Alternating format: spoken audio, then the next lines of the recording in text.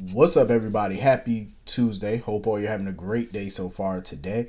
Getting into this episode of GH. Listen. Woo! This episode.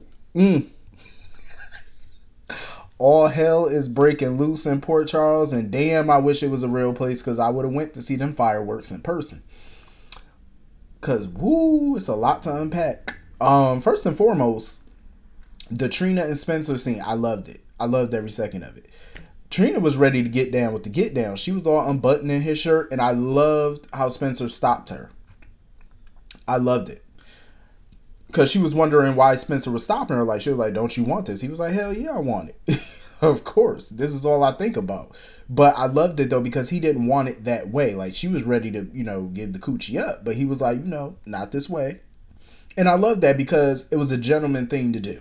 You know what I'm saying? Like, as bad as he wanted, he didn't want it in that way. Having sex in some little art gallery or whatever, that's not special and it's not romantic. And he thinks highly of Trina. He thinks more of her than to just think of, treat her like some little one night stand type of thing.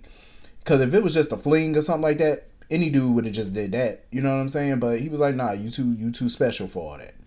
I wanted our first time making love to be special. You know what I'm saying? I wanted to have meaning to it. You know what I'm saying? Not in no little sleazy, not that the art gallery is sleazy or nothing like that, but he just didn't want to do it in a sleazy way, and I don't blame him. And plus, he was thinking about the frame of mind she's currently in. He was like, you're not in the right frame of mind to even do this. You know what I mean? You're only doing it because you're hurting and you just want to do something to ease your pain. So I respect him for that. You know what I'm saying? I respect it. He was like, let me just take you home. But, Trina didn't want to go home, and I can't blame her. She don't want to look at Portia right now. She just want to go somewhere where she could just scream and slam doors, and she ain't got to worry about neighbors.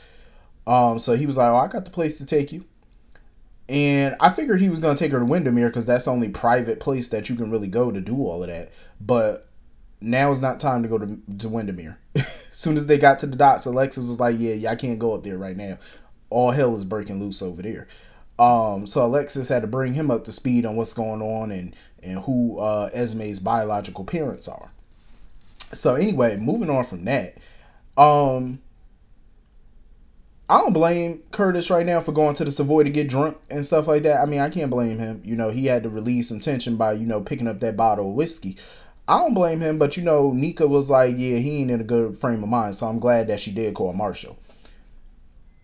I totally agree with Marshall about forgiveness. I do. I see where he was coming from about the forgiveness part, because you do got to forgive people that did you wrong. Not for the person. You don't have to forgive the person that did you wrong for them. You have to forgive for yourself, because you don't want to walk around with that hate and that anger in you. You know what I'm saying? And it feels better to forgive people that did you wrong. But just because you forgive that person don't mean you got to let them back in your life. You know what I'm saying? You forgive them because you want peace. You know what I'm saying? You want to sleep better at night. You know what I'm saying? Because at the end of the day, when you don't forgive somebody, they're sleeping well at night. You know what I'm saying? They're sleeping peaceful. They sleeping better than the newborn baby at night. You know what I'm saying? But it's like you're the one carrying all that anger around. So in order to release that, you got to forgive the person. So I totally get where Marshall coming from. He should forgive Portia. Do I think he should get back with Portia? No. Hell no. No. And because if you could hold a secret like that for so long and then admit that, if it didn't come out that you wouldn't have said anything, that to me tells me you would have held on to that. What other secrets would you hold on to then? That means you would lie to me about any damn thing. You know what I'm saying? So I can't, it's whatever Curtis decides to do. But if he decides to go ahead and file for an annulment, I can't blame him either. You know what I'm saying? Can't fault him for that. That's a huge secret to keep. And Marshall sitting there trying to defend her and stuff, talking about, because her fear was that you would walk away from her, and you basically, made her fear become a reality when you did walk away from her. So what? What was he supposed to do? Stand there, forgive her, and be like, it's all good. We can stay married. We can stay happy. I forgive. No. Hell no. The man needed a moment alone to get his thoughts together. You know what I'm saying? Right now, me personally, I could give a damn about Portia's feelings right about now, honestly. It ain't about her at this point. Like, she act like people ain't got a right to be pissed off by this. I mean, this is a 20-year secret. Even if it does turn out that Taggart really is the father, so what? You still ain't shit for that. You know what I'm saying? Like, you shouldn't have did all that. Like, you should just been honest from jump. So anyway, moving on from that. Whoo, Alexis. Let me tell you something. Alexis is just shining and thriving, and I love it. Like, that was some true journalistic, investigative journalist skills. Like, yo, I love when vets come together and they work together and they put their heads together. Look at what they can accomplish when they do things like that. Because Alexis had the answer. She was like, oh, I know. Because at first she didn't know what the connection was between Heather and Esme. But she was like, she was sure Heather Weber was the one who wrote that letter. Because it came from an old typewriter. And she called Darkham. She talked to the warden over there. And they do have a typewriter that matched where that letter came from. That was written up on that same typewriter. They got a match. So they know it came from there. But Laura was a little skeptical at first because she was like, Heather Weber was in Darkham at the time. Alexis was like, come on now, Laura, think. This woman has escaped prisons and facilities for years. Who's to say she couldn't escape Darkham or Spring Ridge or whatever? Like, come on now. It's Heather Weber. She's very elusive. Like, come on now. We're not new to her. Shit, Heather ain't new to this. She true to this. Like, come on now. It ain't shit for her to escape from somewhere. But Kevin pretty much used his psychological skills to, his psychology skills to pretty much deduce that Heather has to be Esme's biological mother. I love when they all work together. Cause I'm like, look what y'all can accomplish. Like, y'all just putting y'all heads together, just coming up with some shit. Y'all figuring this shit out before the cops can even figure it out. You know what I'm saying? Like, I love it. So they just figuring all this mess out right here, and I'm feeling it. So they had to bring Alexis up to speed. That Heather, you know, they all figured that out because Ryan is the daddy and whatnot. Like, Alexis was just soaking this all in because this is breaking news for her. Because Laura was on the phone with Jordan and stuff, and you know, relaying what's going on at Spoon Island and whatnot. So Laura and Kevin decided to go. And Alexis was on that phone quick with her people. She said, listen, this is breaking news. Get your tape recorder on because this is huge. I'm not mad at Alexis. Alexis said, I'm about to get the scoop. Alexis is like the new Gale Weathers from Scream. I was like, look at her. Just out here getting the scoop. Gale Weathers would be proud. So anyway, on Spoon Island, shit was going down. Heather was sitting there basically taunting Ava and stuff like that. You know, trying to get Ava to do her dirty work and whatnot. And she even gave Ava her gun and told her, go after Ryan. You know, you need to finish this because he destroyed your family and whatnot. You know, dropping little hints and whatever. And Ava was like, what the hell are you talking about? She was like, oh, it's not my story to tell. And Felicia, you know, the whole time was trying to tell Ava, shoot Heather crazy ass. But Heather knew Ava wasn't going to shoot her because she was like, why would she shoot me when Ryan is your problem, not me? You know what I'm saying? She was like, you need to get rid of Ryan. So Ava thought about it. Ava was like, fuck it, I'm going to go get him then. So, you know, Ava ran out to the woods to go find Ryan and whatnot to put an end to this. Because she was like, you know what? That's the only way to stop the madness. And that's when the cops stormed in and whatnot. And Heather got caught. And, you know, Mac and Felicia reunited and whatnot. I know he was happy his wife was safe and sound. But thank God for Austin, though, because it don't seem like Austin is in too much jeopardy because Heather pointed out to them that there's no need to rush him to the hospital because there was no venom on the hook. So he ain't in danger of dying at this point. Not like everybody else. Lucky for him. I was about to say, because if there was some venom on that hook, you would have been fucked up. You might as well sit there and, you know, pray to whoever and give your last rites. Ain't no way with some venom on that hook, they would have never got him to the hospital in time. So, thank God and the baby Jesus. So, Laura pretty much asked Heather if it was true that Esme is really her daughter.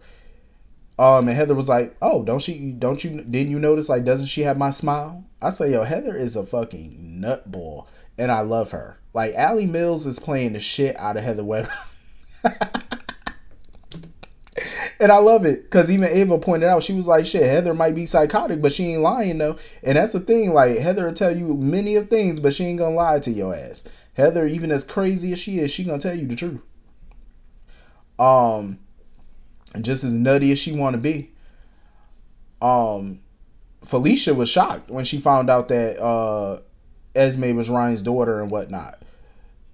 So it's so funny because when Felicia got back to the docks, I felt a big part of me felt like Alexis was throwing a little shade at Mac, because Alexis was asking Felicia, is everything okay in the docks? I mean, at Windermere, like, what's going on over there? You know, trying to get the scoop even more, like, of what's going on. And Felicia was like, oh, Mac got it under control. So Alexis was like, so I take that as Ryan is still on the loose. I'm like, Alexis, that was some shade. And I'm not mad at her. I love me some Mac and stuff like that, but the PCPD track record is not great. At least they got Heather. But Heather wasn't really putting up no fight anyway, because Heather knew as much as she tried to go on a run, she knew she wasn't going to get far. You ain't got no money. You're going to be on the most wanted list, so you might as well turn yourself in at this point. Just let them take you. But I'm like, Alexis, you ain't had to throw shade like that. I'm just saying, you did not have to throw them no shade. That wasn't necessary.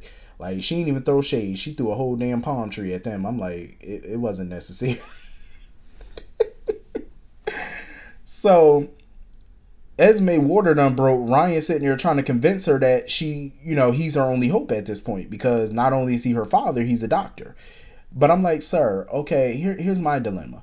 So you help her deliver the baby. How are you going to hold the baby? You only got one good hand. I mean, you need two to hold the child.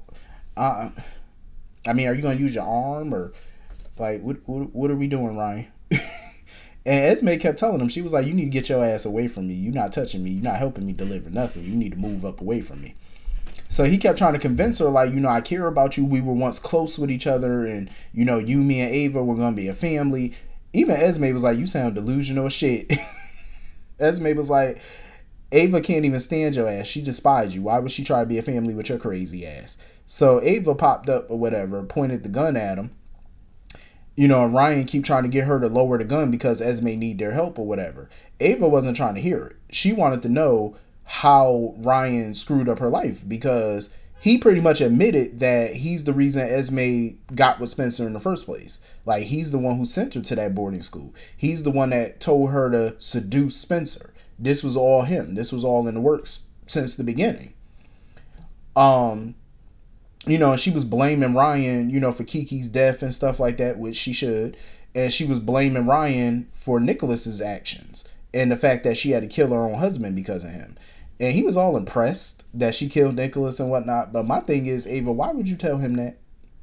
I wouldn't have told him that shit. Like, now that man might get leverage over you. I wouldn't have said a damn word. But my whole thing is, too, though, Ava can't absolve Nicholas of his mess. Like, yeah, Ryan set all this in motion, but Nicholas is a grown-ass man. He chose to not boots with that girl. He chose to get, you know, maybe not get her pregnant, but everybody know when you have an unprotected sex, it only takes but one time to get somebody pregnant. You know what I'm saying? Nicholas did all this, so let's not absolve him of his sins now.